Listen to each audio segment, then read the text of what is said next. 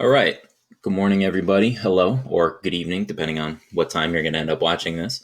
I want to hit some topics to help you review the concept of migration. Right. I think this is one that we were pretty strong with overall.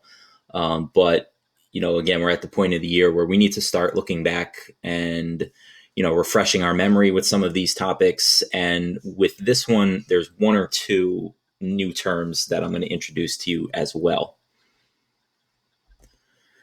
So, four topics that we're going to look at: inter-regional versus intra-regional. That was one that we always had a little trouble with, so I'll make sure we start there. And then you can see the rest that we will go through. So, first topic, okay.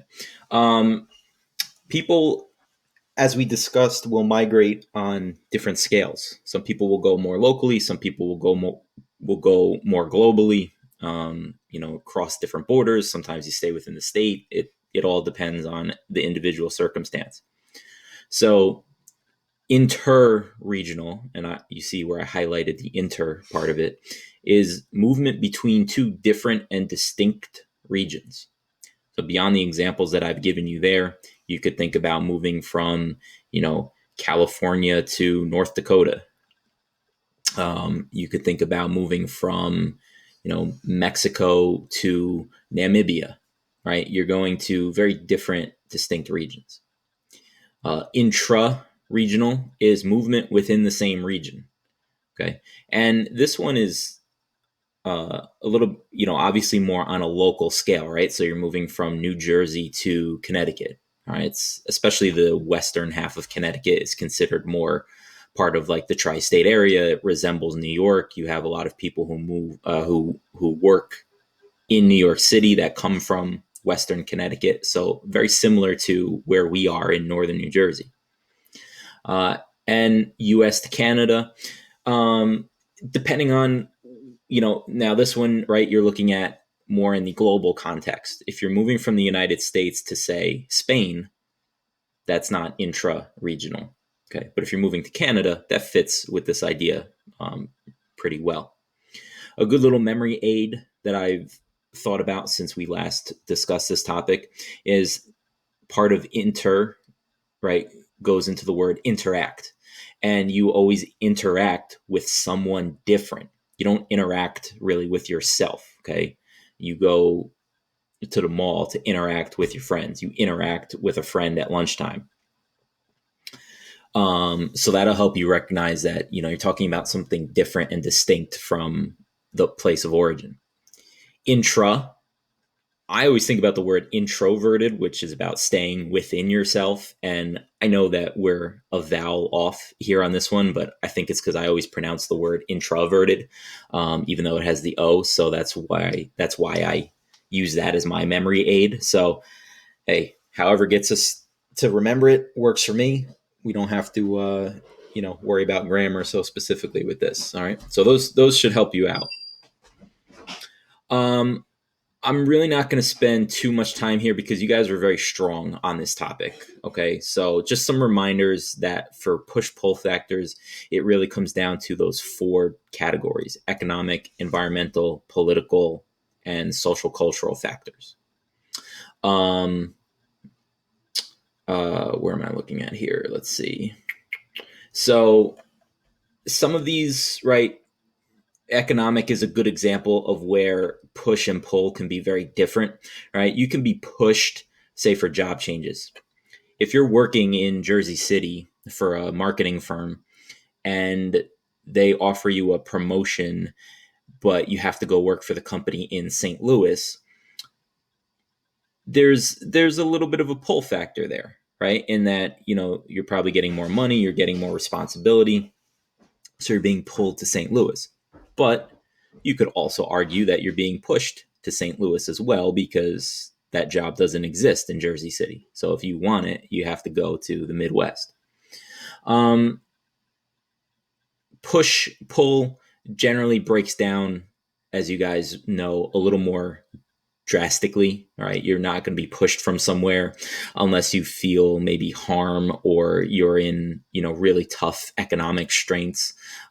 So the classic example that we've talked about too is, economically speaking, if you lived in the Midwest and the car factory that you worked for relocated to the South, your skill set is making it very difficult for you to find a job now in the Midwest, because many of the factories have closed and moved to other places.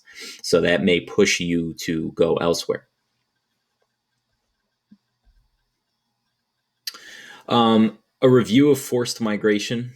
Okay, this comes down in 3 different forms, as you see here.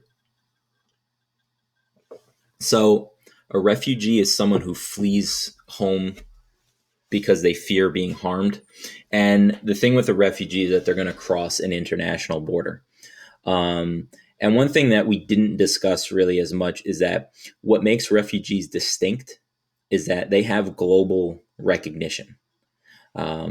Whether it's the UN or different governments that come together and recognize, say, Syrian refugees as that. They've designated them as people who, in the case of Syria, because of civil war, need to flee in many cases where they're living. And so there are certain protections and aid set up for those refugees. Then you have IDPs. It's really the same concept as a refugee. The difference is just that they stay within their country.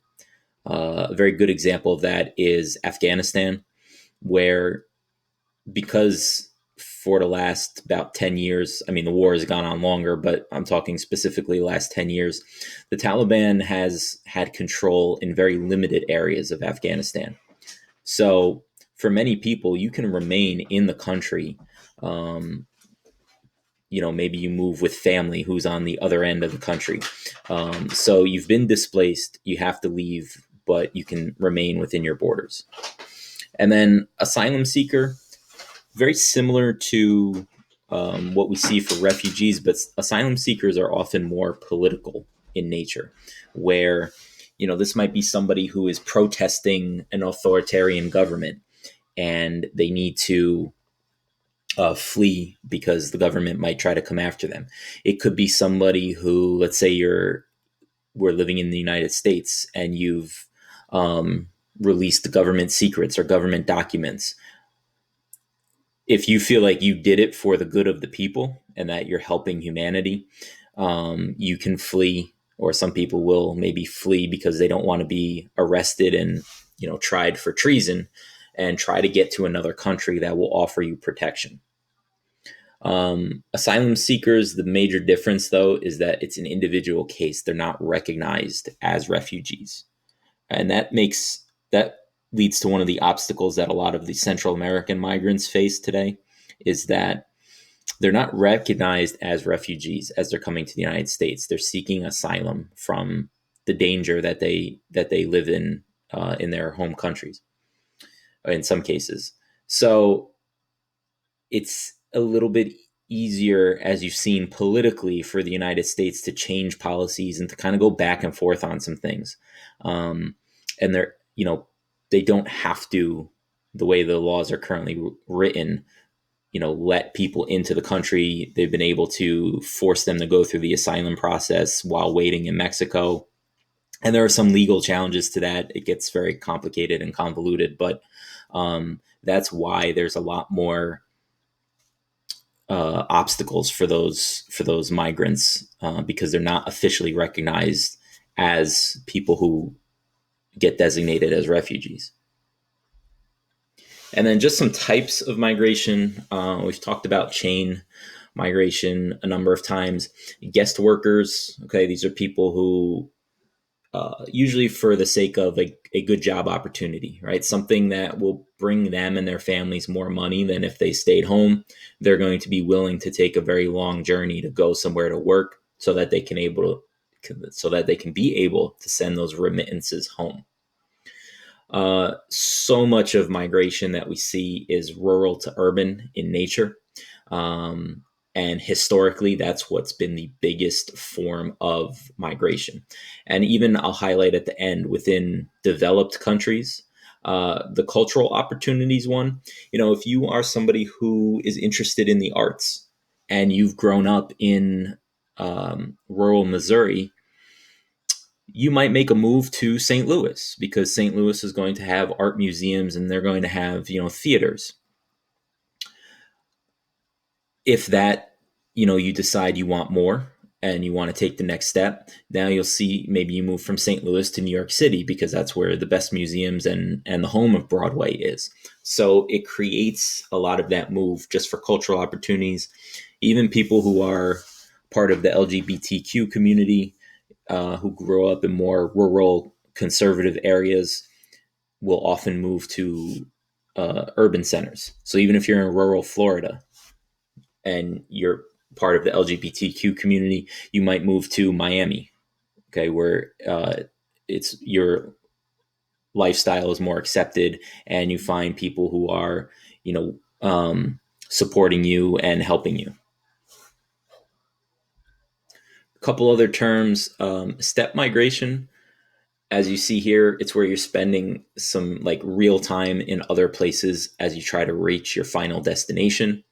And for this example, even when these refugees get to Europe, it kind of breaks down. Many of them go from Turkey to Greece and then spend some time in Greece trying to gain some money before going to what they hope would be their final destination of a more economically prosperous European country, whether it's Germany or France or something.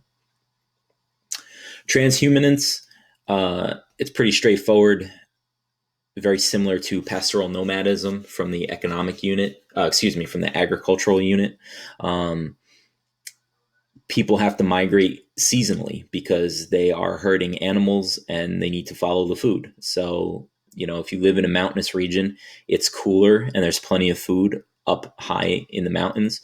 But then once winter comes, you have to go down into the valley because that's where the food is and, much better temperatures for people to live in. And then finally, we have transnational migration. This is a new topic for us. I know you guys looked it up on your key terms, but we didn't discuss it in class. So this is where you, in some ways, you're living permanently in a new location, but you have a foot in both homes, basically. So if you've moved from one location to another, you still retain very strong connections to that origin country. Okay. So you might be sending remittances back home. You might be still supporting local businesses at home and helping to finance them because you're making more money in your new location. And this even has an element, as you see, of chain migration because in the new place, people are creating a little bit of an ethnic enclave in a way, right? People are living, they're almost recreating in some sense that sense of home that they moved away from. And you'll see many people of that same community or same region living together. And so culturally relevant restaurants will pop up or religious buildings will pop up. A good way to think about this is compare it to a transnational corporation in the sense that like you're in multiple places, but you still retain strong ties to your origins. So like McDonald's, we've used that as an example a number of times. McDonald's will have restaurants all over the world, but obviously they're still just as much focused on the United States and maintaining the connection to where they started while still building up strong industry elsewhere. All right, that's all we got for this. There is the Google Forms questions to answer once you've completed that. And talk to you guys soon.